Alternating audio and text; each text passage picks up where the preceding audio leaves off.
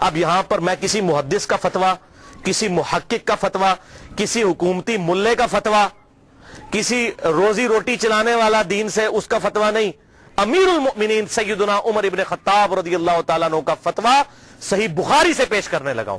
International numbering کے مطابق صحیح بخاری میں 6830، سیدنا عمر کا جب آخری حج تھا تو آپ کو کسی نے آ کر خبر دی، اس کے بعد آپ شہید ہو گئے، کہ لوگوں میں یہ چیما گوئیاں ہیں کہ جب عمر مر جائے گا تو ہم فلاں شخص کو اپنا خلیفہ بنا لیں گے، خود ہی چن لیں گے۔ اب یہ فلاں کون ہے، اس کو تلاش کرنا ہے، یہ فلاں کون تھا خلافت کا لالچی، یہ آپ کے لیے اسائنمنٹ ہے۔ فلاں شخص کی ہم بیعت کر لیں گے۔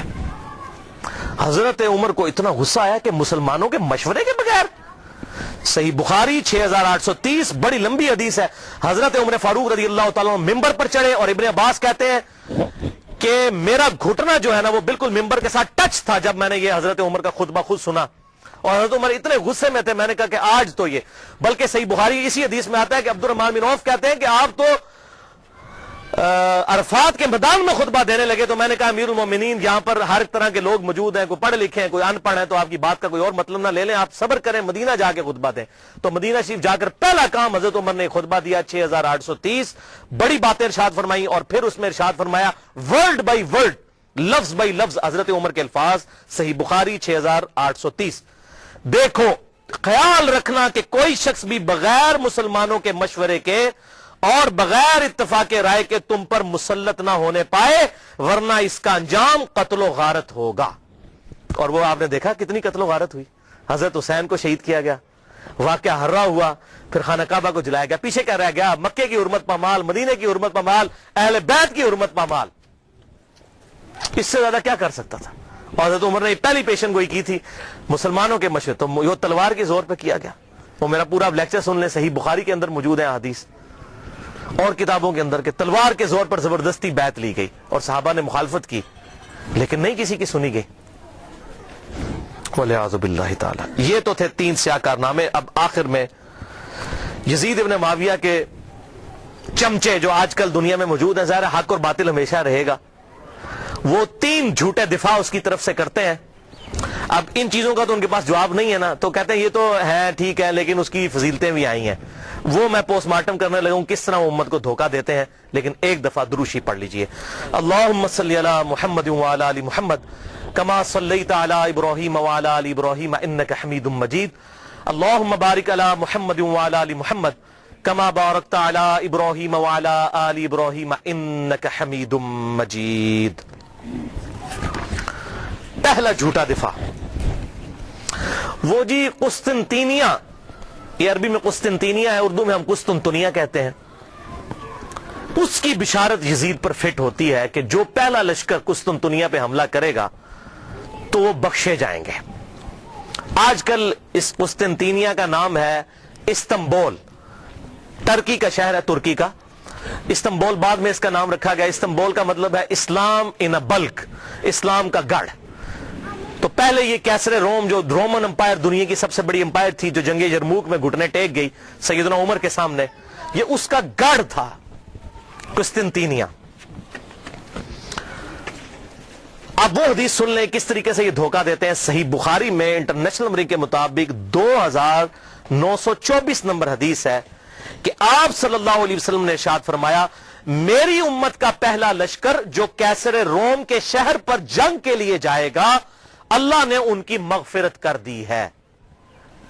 صحیح بخاری 2924، اس میں قسطنطینیہ کا ذکر ہی کہیں موجود نہیں ہے، کیسر روم کا شہر۔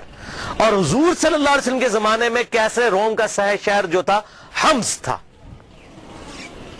اگر اس شہر کو مانا جائے تو ابو عبیدہ ابن جرح، حضرت عمر فاروق رضی اللہ تعالیٰ عنہ کے دور میں انہوں نے حمص کے اوپر حملہ کیا تھا، وہ یہ بشارت ان کے لیے ہے۔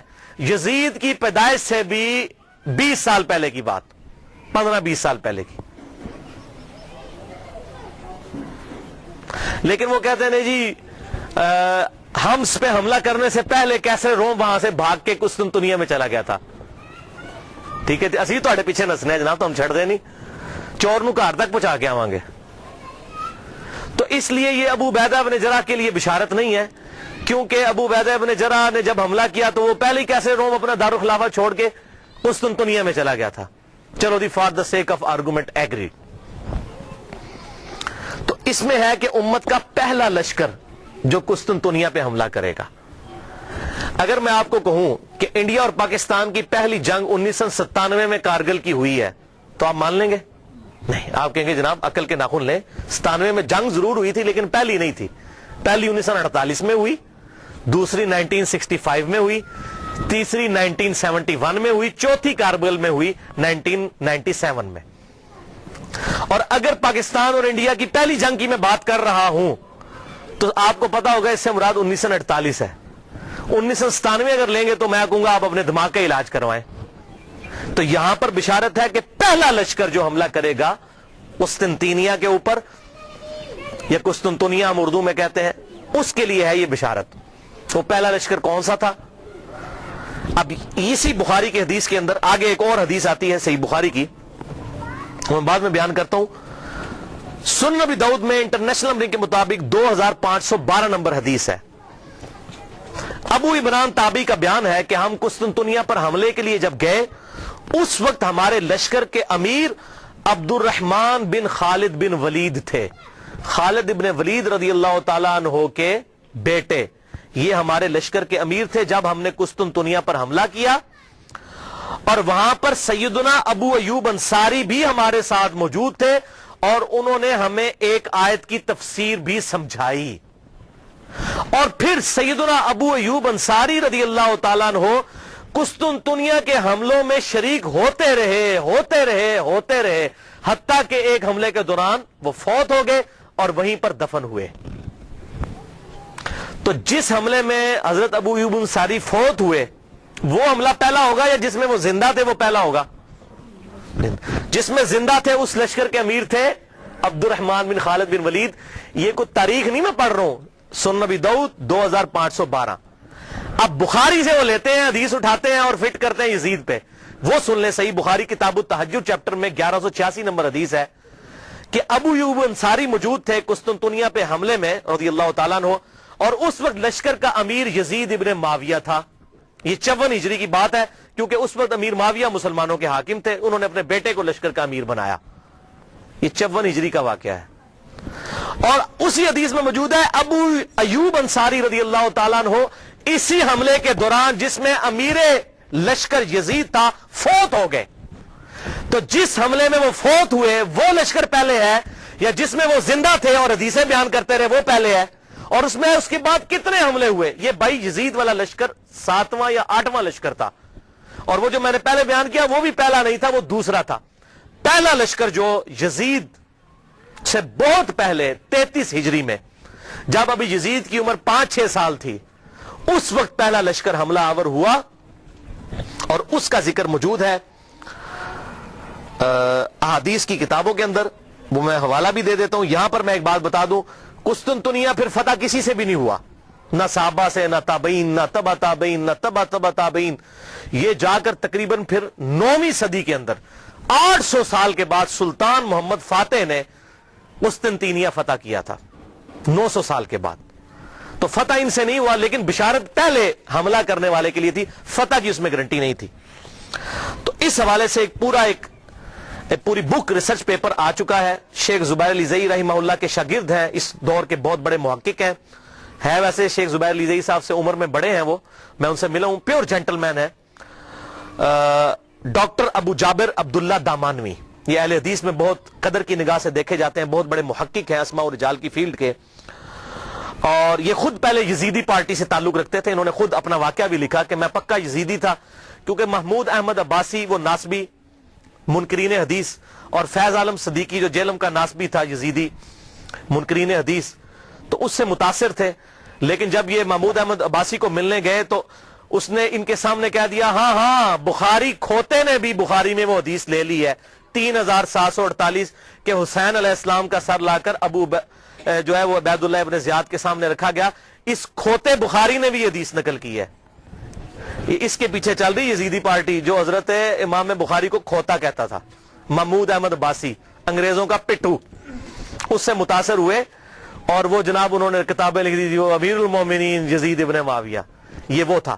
تو جب یہ ابو جابر دامانوی صاحب کہتے ہیں میں نے اس کی الفاظ یہ سنے، میں نے کہا اوئے یہ لوگ جو محدثین کے بارے میں ایسی ننگی لینگویج استعمال کرتے ہیں یہ لوگ حق پر نہیں ہو سکتے، منکرین حدیث۔ پھر کہتے ہیں میں نے مکمل تحقیق کی، پھر انہوں نے یہ 120 صفحات پر مشتمل کتاب لکھی ہے، اور اس کتاب کا عنوان ہے یزید ابن معاویہ اور جیش مغفور اللہم، یعنی جو مغفرت یافتہ گروہ ہے اس کا ذکر۔ وہ سارے انہوں نے قسطنطینیہ کے اوپر جو حملے ہوئے وہ تمام حملے ایک ایک احادیث کی کتابوں سے لکھ کر رد کیا۔ 120 صفحوں پہ یہ کتاب ہے، ابو جابر السلفی لائبریری کراچی سے شائع شدہ ہے، میرے پاس موجود ہے۔ جس کو پی ڈی ایف چاہیے ہو انشاءاللہ میں 1-2 دن میں سکین کروا کر انشاءاللہ اپنے پاس رکھ لوں گا، تو مجھے ای میل کریں mirza_95@yahoo.com، اس پہ میں آپ کو بھیجوں گا۔ اس میں انہوں نے ٹروتھ ریویل کیا کہ نہ تو قسطنطینیہ پہ حملہ پہلا یزید نے کیا اور نہ ان کے والد معاویہ بن ابی سفیان رضی اللہ تعالیٰ عنہ نے کیا، بلکہ سب سے پہلا حملہ قسطنطنیہ پہ جس شخص نے کیا وہ حضرت عبداللہ ابن زبیر کے بھائی تھے، منذر بن زبیر رحمہ اللہ، جو حضرت زبیر عشرہ مبشرہ کے بیٹے تھے۔ 33 ہجری میں انہوں نے یہ حملہ کیا، اور اس کا ذکر مسند امام احمد میں، مصنف عبد الرزاق میں، سنن ابی داؤد میں اور سنن طبرانی میں صحیح سند کے ساتھ موجود ہے۔ وہ ساری احادیث انہوں نے اس کتاب کے اندر جمع کی الحمدللہ۔ لہذا یہ بالکل جھوٹ بولتے ہیں کہ جی وہ بشارت اس پہ فٹ ہوتی ہے، اس پہ فٹ ہی نہیں ہوتی، کسی اعتبار سے فٹ نہیں ہوتی۔ اور یہی وجہ ہے کہ ڈاکٹر ذاکر نائک نے جب فٹ کی اس سے سوال پوچھا گیا، وہ کہتا ہے جی امام غزالی نے لکھا ہے۔ ویسے آپ کہتے ہیں قرآن اور صحیح حدیث، تو امام غزالی کا کیا لینا دینا قرآن اور صحیح حدیث؟ امام غزالی تو آپ کے نزدیک صوفی ہیں، آپ صوفیوں کو تو ویسے ہی نہیں مانتے، تو صحیح سند سے بات کریں احادیث کی کتابوں میں کیا لکھا ہوا ہے۔ امام غزالی تو تعصب کا شکار ہو چکے تھے، انہوں نے تو یہاں تک لکھا احیاء العلوم میں کہ واقعہ کربلا بیان نہ کرو، بڑی بڑی ہستیوں کے نام بیچ میں آ جائیں گے، واقعہ کربلا بیان کرنا حرام ہے۔ تو اس میں میں ایک ہی جملہ بولوں گا کہ چور کی داڑھی میں تنکا، اگر ہم اہل سنت اپنے آپ کو صحیح المنہج سمجھتے ہیں تو واقعہ کربلا بیان کریں، اور جو حق ہے وہ بیان کریں۔ حضور صلی اللہ علیہ وسلم تو اس واقعے سے پہلے بیان کر رہے ہیں، اس واقعے کے بعد صحابہ کرام کو خواب میں آ رہے ہیں اور غمگین ہیں، اور آپ کہہ رہے ہیں بیان نہ کریں۔ اور قرآن اور صحیح احادیث کیا کہہ رہی ہیں، امام بخاری کیا کہہ رہے ہیں، امام مسلم کیا کہہ رہے ہیں، امام داؤد کیا کہہ رہے ہیں، حق واضح ہو۔ اب مجھے بتائیے اہل حدیث کا شاید ہی کوئی پلیٹ فارم ہو جس پر یہ حدیث ترمذی کی بیان نہ ہوتی ہو کہ جب حضرت عمر نے حج تمتع پر پابندی لگا دی تھی تو عبداللہ بن عمر نے کہا کہ میرے باپ پہ شریعت تو نازل نہیں ہوئی ہے، تو معاذ اللہ اس کا کیا مطلب ہے کہ ہم حضرت عمر کی توہین کر رہے ہوتے ہیں؟ نہیں۔ اسی طریقے سے اگر محدثین نے حضرت امیر معاویہ رضی اللہ تعالیٰ عنہ کی غلطیوں کا بیان بخاری مسلم میں کر دیا، ترمذی میں، ابو داؤد، نسائی، ابن ماجہ میں، تو ان کا مقصد توہین کرنا نہیں تھا، حق بتانا تھا۔ اور اگر ہم بیان کرتے ہیں تو یہ بھی مقصد یہی ہے۔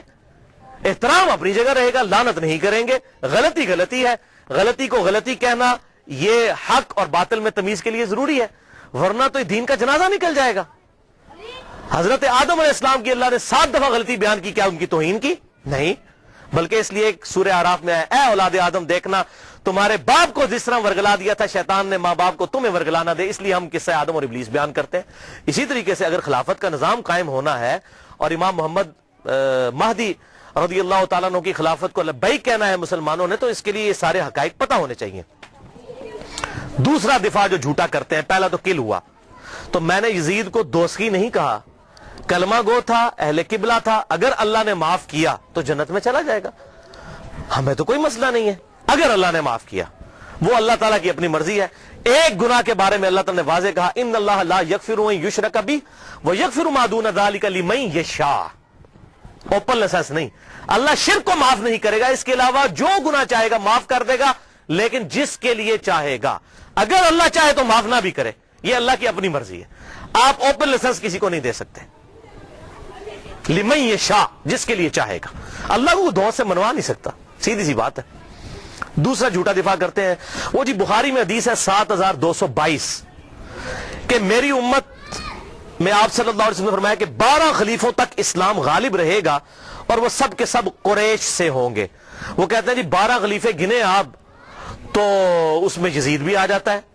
کہتے ہیں دیکھیں جی پہلا خلیفہ حضرت ابو بکر، پھر عمر، عثمان، علی، حسن ابن علی، یزید، اس کے بعد معاویہ بن ابی سفیان، پھر یزید ابن معاویہ 7ویں نمبر پہ آ جاتا ہے۔ پھر گنتے گنتے کرتے پھر مصیبت ان کے لیے کھڑی ہو جاتی ہے کہ عمر بن عبدالعزیز تک پہنچتے ہوئے 14 ہو جاتی ہے گنتی، عمر بن عبدالعزیز کو نکالنا پڑ جاتا ہے، جن کی خلافت کو پوری امت مانتی ہے لا منہاج النبوہ، پھر 12 کدھر جائیں گے؟ تو پریشان ہو جاتے ہیں اور حدیث کی انٹرپریٹیشن غلط کرتے ہیں. یہ بخاری میں تو ایک ترک ہے نا, صحیح مسلم میں اس کے 8 ترک امام مسلم لے کر آئے ہیں اور ٹروتھ ریویل کر دیا. یہ 12 خلیفوں سے مراد کون سے خلیفے ہیں؟ صحیح مسلم میں انٹرنیشنل نمبر کے مطابق 4705 سے لے کر 4712 تک. قربان جاؤں امام مسلم کے 8 ترک لکھے تاکہ یہ 12 خلیفوں والی, یہ جو اہل تشیع جو ہے 12 امام والا مسئلہ اسے نکالتے ہیں, یہ 12 خلیفوں, بھائی 12 امام والا بھی چکر کوئی نہیں ہے, وہ خلیفے بھی یہ والے نہیں ہیں. ان خلیفوں سے مراد کون ہے وہ سن لیں. صحیح مسلم انٹرنیشنل نمبر کے مطابق 4711. آپ صلی اللہ علیہ وسلم نے فرمایا یہ دین قیامت تک قائم رہے گا اور ان پر 12 خلیفے ہوں گے. قیامت تک 12 خلیفے ہوں گے. وہ پہلے میرے دور میں 12 پورے نہیں ہو جانے, قیامت تک دین رہے گا قائم اور ان پر 12 خلیفے آئیں گے اور وہ سب قریش سے ہوں گے. یعنی ایسے 12 خلیفے ہوں گے جن کی پیٹ حکومت جو ہے علی منہاج النبوہ ہوگی. وہ 12 خلیفے ہوں گے اور قیامت تک پوری ہونی ہے گنتی. اچھا, ان میں سے 7 تو کنفرم ہے جس پہ اہل سنت اور اہل تشیع کا اجماع ہے. ایون امام ابن تیمیہ جیسی شخصیت بھی منہاج السنہ میں لکھتے ہیں کہ ہم نہ تو حضرت امیر معاویہ رضی اللہ تعالیٰ عنہ کو خلیفہ راشد مانتے ہیں نہ ان کے بیٹے کو. یہ اسلام کے بادشاہ تھے, خلیفہ نہیں تھے. خلافت راشدہ وہ کہتے ہیں ہمارے خلیفہ 5 ہیں, ابو بکر, عمر, عثمان, علی اور حسن ابن علی. یہ امام ابن تیمیہ لکھ رہے ہیں. اور یہ یاد رکھیے گا حسن ابن علی کو حضرت علی نے نہیں نامزد کیا. سنن طبرانی میں بڑی ڈیٹیل حدیث موجود ہے. جب ان کی وفات کا وقت قریب آیا, زخم لگنے کے بعد بھی 1 ہفتہ زندہ رہے, انہوں نے کہا میں اپنا خلیفہ کسی کو نامزد نہیں کروں گا. رسول اللہ نے اپنا خلیفہ کسی کو نامزد نہیں کیا تھا, میں بھی نہیں کروں گا, تم خود چنو گے. یہ تو ابن عباس اور باقی صحابہ نے مل کر حضرت حسن کو خلیفہ چنا تھا. لہذا یہ بات یاد رکھیے گا, حضرت حسن ابن علی کو حضرت علی نے اپنا جانشین نہیں بنایا. وہ کیسے بنا سکتے تھے؟ حضور کی تربیت یافتہ تھے الحمدللہ. اور یہ بات میں نے اہل سنت اہل تشیع دونوں علماء سے کنفرم کی ہے. اہل تشیع کے ہاں بھی کوئی روایت نہیں ہے کہ حضرت حسن ابن علی کو حضرت علی نے اپنے بعد خلیفہ نامزد کیا ہو, اور ان کے ہاں بھی یہی بات ملتی ہے جو طبرانی کے اندر موجود ہے. میں امت کے اوپر چھوڑتا ہوں, امت خود سلیکٹ کرے گی اپنا خلیفہ. تلوار کی دھونس پہ نہیں ہو سکتا, میرے ریگارڈ کی وجہ سے نہیں ہو سکتا. بہرحال ان کو تو حضور نے خود ہی کہہ دیا میرا بیٹا سید ہے. یہ صحیح بخاری کے اندر, اس میرے بیٹے حسن کی وجہ سے مسلمانوں کے 2 گروہوں میں صلح ہو جائے گی. ان کو تو حضور خود سید اور سردار کہہ گئے اور کہا اس کی وجہ سے صلح ہوگی, یہ قربانی کرے گا. اور وہی ہوا بعد میں حضرت علی کی شہادت کے 6 مہینے کے بعد. اور اسی کو امام ابن تیمیہ نے لکھا کہ حضور صلی اللہ علیہ وسلم نے فرمایا تھا خلافت 30 سال تک رہے گی. وہ 30 سال ربیع الاول 41 ہجری میں پورے ہوئے جب حسن ابن علی نے خلافت امیر معاویہ کے حوالے کی. اور اس کی ریزن کیا تھی, صلح حسن کیوں ہوئی, وہ میرا مسئلہ نمبر 101 دیکھ لیں, آپ کو حقائق کھل کر سامنے آ جائیں گے کہ یہ حضرت حسن ابن علی نے کیوں کام کیا, تاکہ حق لوگوں کے سامنے واضح ہو جائے. 20 سال کا دور دیکھیں پھر پتہ چل جائے گا اصل مسئلہ کیا تھا. اور حضرت حسین کی قربانی رائے کہاں جاتی اگر حضرت حسن صلح کر کے حضرت امیر معاویہ رضی اللہ تعالیٰ کی انٹینشنز کو لوگوں کے سامنے نہ کرتے. یہ بات یاد رکھیے گا, یہ میں نے اس لیکچر میں بتایا. بہرحال تو امام نے تیمیہ نے بھی کہا کہ یہ خلیفہ جو ہے یہ 5 متفق لے, تو ٹوٹل 7 پہ آج تک امت متفق ہے, اہل سنت اور اہل تشیع. پہلے خلیفہ ابو بکر, دوسرے عمر, تیسرے عثمان, چوتھے علی, 5ویں حسن ابن علی, 5 ہو گئے جی. اور 6ٹھے خلیفہ عمر بن عبد العزیز. یہ 6 ہیں علی منہاج النبوہ.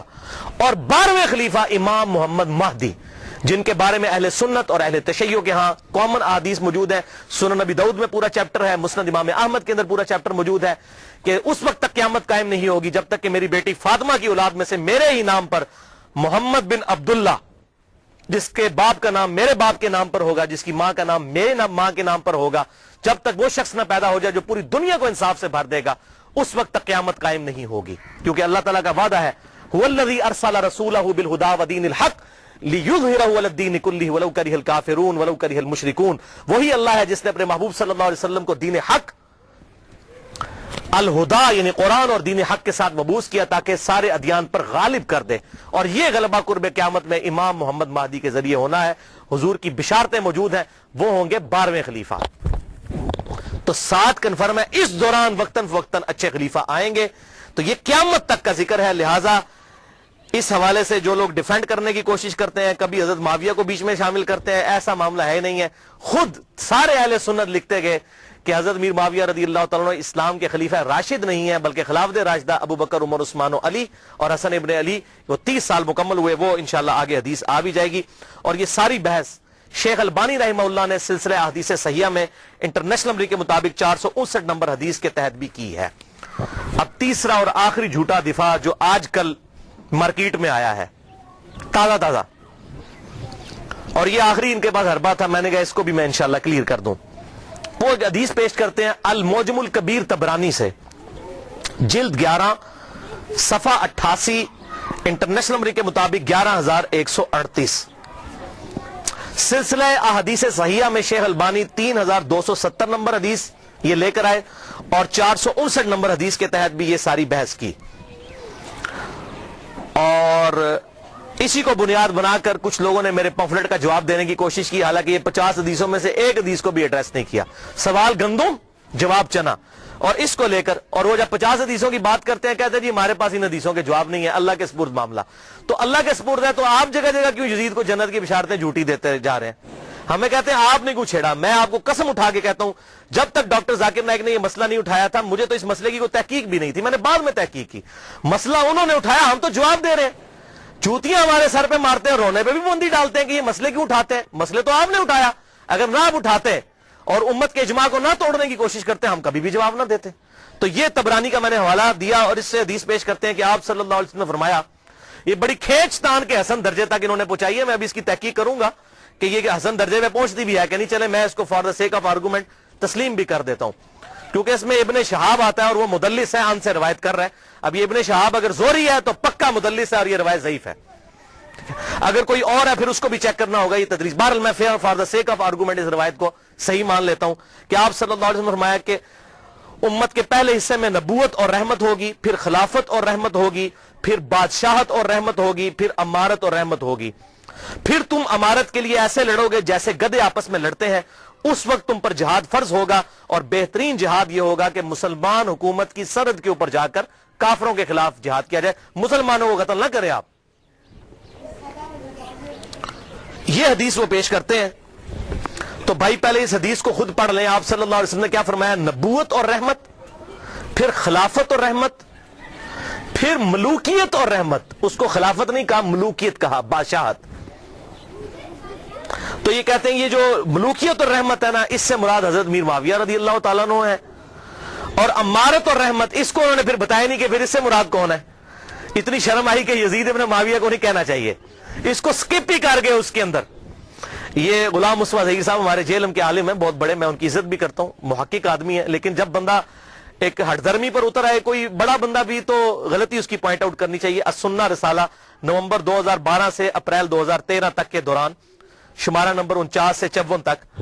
بلکہ انہوں نے میرا نام بھی ڈھکے چھپے الفاظ میں کلیئر کٹ نام لکھ دیا, اور یہ اس طرح کرنے کی کوشش کی, وہ کسی بات کا جواب نہیں دیا.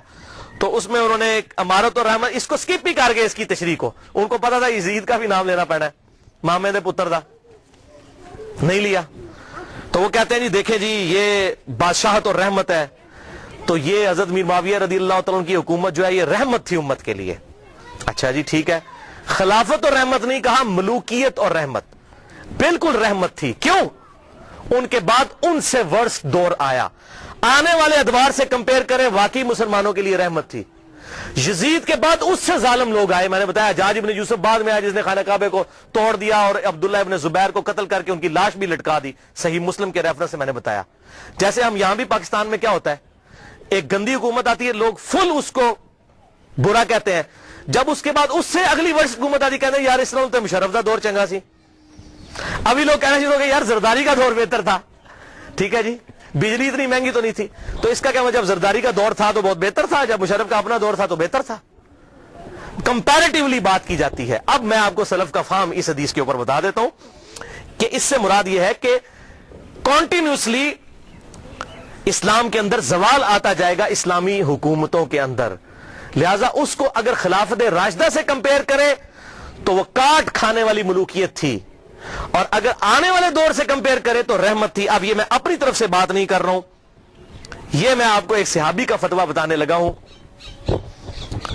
जामिया तिरमिजी में इंटरनेशनल नंबर के मुताबिक 2226, सुनन नबी दाऊद 4646, मुस्नद इमाम अहमद 18430, जिल्द 4 सफा 273 और सिलसिला अहदीस सहिया जिल्द 1 सफा 742 और हदीस नंबर 459। शेख अलबानी मुहद्दिस आजम सऊदिया अरब, उन्होंने भी हदीस नकल की। मैंने सारे हवाले दे दिए।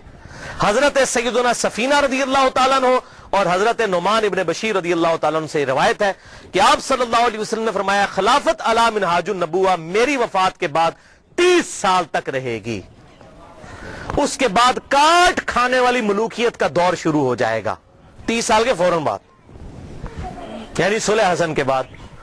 उसके बाद जाबिर हुक्मरानों का दौर आएगा और फिर क़यामत से पहले एक दफा दोबारा खिलाफत अला मिनहाजुन नबुवा कायम होगी, यानी वो खिलाफत होगी सैयदना इमाम मोहम्मद महदी की। यह आप सल्लल्लाहु अलैहि वसल्लम ने 4 अदवार गिनवाए अपने बाद। पहला दौर कौन सा? खिलाफत राशिदा, अबू बकर, उमर, उस्मान, अली, हसन इब्न अली। दूसरा काट खाने वाली मलूकियत जो हजरत मीर माविया रदी अल्लाह तआला अन्हु के दौर से शुरू होकर 1000 साल तक बनु अब्बास और बनु उमैया की हुकूमत रही। बाप मरता था, बेटे को खलीफा बनाता था, 4 बेटों को अपने बाद खलीफा बना देते थे। अब बुखारी मुस्लिम उठा के देख लें किस तरीके से इन्होंने बंदर बांट की है। आज के हुक्मरानों ने भी वो काम नहीं किया। इसलिए मैं कहता हूं उस मुल्कियत से आज की जमहूरियत करोड़ गुना बेहतर है। कम से कम पब्लिक से तो पूछा जाता है, वो तो तलवार की जोर पर मुसल्लत हो जाते थे। तीसरा दौर कहा जाबिर हुक्मरानों का। जाबिर हुक्मरान ये जहां पर कलोनियल पावर्स आ गई, कहीं फ्रेंच आ गए, कहीं पर ये जो है वो अंग्रेज आ गए और पूरी दुनिया के अंदर मुसलमानों पर इन्होंने कब्जा किया। फिर यह दौर भी अल्हम्दुलिल्लाह खत्म हुआ। अब हम आखिरी दौर में हैं, नशत सानिया इस्लाम की शुरू हो चुकी है। खिलाफत अला मिनहाजुन नबुवा अब कायम होनी है। 3 हमने वो अदवार गुजार लिए। अच्छा, इसी हदीस में तिरमिजी और अबू दाऊद का जो मैंने हवाला दिया और मुस्नद अहमद का और सिलसिला हदीस सहिया का, और यह हदीस अल मुस्तदरक अल हाकिम में भी 4697 मौजूद है। इसमें शेख अलबानी ने पूरी बहस की है। तिरमिजी और अबू दाऊद में आगे अल्फाज चलते हैं कि हजरत सफीना ने कहा कि बेटा गिन अब खिलाफत राशिदा कितनी है, हो सकता है बाद में कोई नासबी माने ही ना। तो उन्होंने कहा इस हदीस में मौजूद है, बेटा गिन। अबू बकर के 2 साल, उमर के 10 साल, उस्मान के 12 साल और अली के 6 साल। तो शागिर्द ने कहा कि हजरत मीर माविया रदी अल्लाह तआला की पार्टी जो इस वक्त हुक्मरान है, बनु जुर्का, बनु उमैया। जुर्का कहते हैं नीली आंखों वाले, ये नीली आंखों वाले थे, खतरनाक लोग, बनु जुर्का। ये तो कहते हैं कि अली अलैहिस्सलाम खलीफा ही नहीं है। यहां पर इमाम दाऊद ने अली अलैहिस्सलाम लिखा। अबू दाऊद 4646। हजरत सफीना को इतना गुस्सा आया, तिरमिजी के अल्फाज हैं 2226, उन्होंने कहा बनु उमैया की पीठ से यह झूठ निकला है जहां से यह हवा खारिज करते हैं। ये कहते हैं अली खलीफा नहीं है। हक तो यह है कि इनकी हुकूमत शरीर तरीन बादशाहत है इस रूए अर्ज पे। क्यों? उन्होंने खिलाफत राशिदा का जमाना देखा था। जब उससे कंपेयर करते थे तो कहते थे ये तो काट खाने वाली मलूकियत और ये बदतरीन बादशाहत है। हां, जब आने वाले दौर से करें तो वो रहमत है, क्योंकि आने वाला दौर उससे भी वर्ष था। लिहाजा ये मैंने अल्हम्दुलिल्लाह सलफ का फार्म इस हवाले से बिल्कुल क्लियर कर दिया। और इस हवाले से और सलफ का फाहम अगर किसी ने देखना हो अहदीस, ये 50 पढ़ लें। और मेरा लेक्चर 101 नंबर मसला, उसमें अब्दुर्रहमान बिन अबी बकर का फाहम सही बुखारी से, मिक़दाम बिन मादी का फाहम सुनन नबी दाऊद से, और अम्मार इब्न यासिर का फाहम सही बुखारी से। ये काफी सारी अहादीस हैं जिसमें बिल्कुल क्लियर हो जाएगा कि ये तमाम सहाबा किराम अलैहिम रिज़वान कौन सी चीज हक समझते थे और किसको बातिल। सूरतुल अहज़ाब की आयत नंबर 57 है भाइयों। बिस्मिल्लाहिर रहमानिर रहीम। इन्नल्लज़ीना युज़ूना अल्लाह व रसूलहु लअनहुमुल्लाहु फिद दुनिया वल आखिरह। बेशक जो लोग अल्लाह और उसके रसूल को तकलीफ देते हैं, दुनिया की जिंदगी में भी उन पर अल्लाह की लानत और आखिरत की जिंदगी में भी लानत। वअअद्द लहुम अज़ाबम मुहीना, और ऐसे लोगों के लिए अल्लाह ताला ने दर्दनाक, ज़लीलो ख्वार कर देने वाला अजाब तैयार कर रखा है। वलियाउज़ु बिल्लाहि ताला। जिन जिन लोगों ने सैयदना हुसैन इब्न अली के साथ जुल्म किया या अहले बैत के साथ जुल्म किया, वो इसी आयत की कैटेगरी में फॉल करते हैं। और आप सल्लल्लाहु अलैहि वसल्लम की वाज़ेह हदीस है अल मुस्तदरक लिल हाकिम में सही सनद के साथ 4717, सही इब्न हिब्बान में 7104, और सिलसिला हदीस सहिया में भी शेख अलबानी लेकर आए रहिमहुल्लाह, उसको सही कहा, और शेख जुबैर लिज़ई साहब ने भी इसको सही कहा। आप सल्लल्लाहु अलैहि वसल्लम ने फरमाया, उस जात की कसम जिसके कब्ज़े कुदरत में मैं मोहम्मद सल्लल्लाहु अलैहि वसल्लम की जान है, जो भी हम अहले बैत के साथ बुग़्ज़ रखेगा, अल्लाह ताला उसे जरूर दोज़ख की आग में दाखिल करेगा।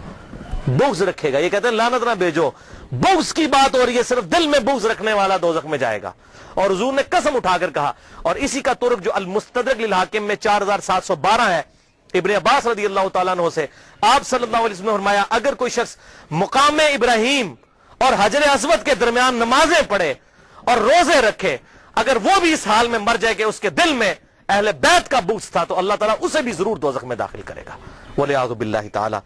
मैं अपनी गुफ्तगू का एंड बुखारी और मुस्लिम के बुनियादी रावी इमाम अबू हनीफा रहमतुल्लाह अलैह के दादा उस्ताद इब्राहीम नखी ताबई अल मुतवफ़ा 96 हिजरी के उस कौल पर करता हूं जो सही सनद के साथ अल मोजमुल कबीर तबरानी में इंटरनेशनल नंबर के मुताबिक 2829 नंबर है, जिल्द 3 सफ़ा 112 पर इब्राहीम नखी रहमतुल्लाह फरमाते हैं, कंक्लूडिंग बात है, अगर बिल फर्ज मैं उन लोगों में शामिल होता कि जिन्होंने हुसैन इब्न अली को कत्ल किया था और क़यामत वाले दिन अल्लाह ताला मुझे माफ भी कर देता और मैं जन्नत में भी दाखिल हो जाता, तब भी मैं जन्नत में हुजूर को अपनी शक्ल ना दिखा सकता कि हुजूर कहीं मुझसे पूछ ही ना ले कि तू दुनिया में मेरे हुसैन के कातलों में शामिल था। इब्राहीम नखी ताबई, बुखारी और मुस्लिम के बुनियादी रावी। अल्हम्दुलिल्लाह। तो ये हमारे सलफ का फाहम था। इस हवाले से अल्लाह ताला से दुआ है, जो हक बात मैंने कही अल्लाह ताला हमारे दिलों में रासिक फरमाए। अगर जिस बात में मेरे मुंह से कोई गलत बात निकल गई तो अल्लाह ताला हमारे दिलों से माफ कर दे। हमें किताब और सुन्नत की तालीमात पर अमल करके दूसरे भाइयों तक पहुंचाने की तौफीक अता फरमाए। भाइयों, यहां पर मैं आखिर में एक ऐलान कर दूं इस हवाले से दोबारा से कि मेरे रिसर्च पेपर जरूर पढ़ें, PDF कॉपी मुझसे मंगवा लें। mirza_95@yahoo.com मेरा ईमेल एड्रेस है। ये PDF कॉपी और आपको यहां पर हम सैकड़ों की तादाद में हमारे पास मौजूद हैं। ये रिसर्च पेपर आपको फ्री मिल भी जाएंगे अभी लेक्चर के एंड पे। और दूसरा, मेरे ये जो 10 लेक्चर आज को मिलाकर ये लेक्चर्स जो है तिल का अशरतुन कामिला 10 मुकम्मल हो चुके हैं फिक्र हुसैन के हवाले से रज़ियल्लाहु अन्हु। अल्लाह ताला से दुआ है कि हमें इस फिक्र को फैलाने की तौफीक अता फरमाए। सुब्हानक अल्लाहुम्मा व बिहम्दिक अशहदु अल्ला इलाहा इल्ला अंता अस्तगफिरुका व अतूबु इलैक व मा अलैना इल्लल बलागुल मुबीन।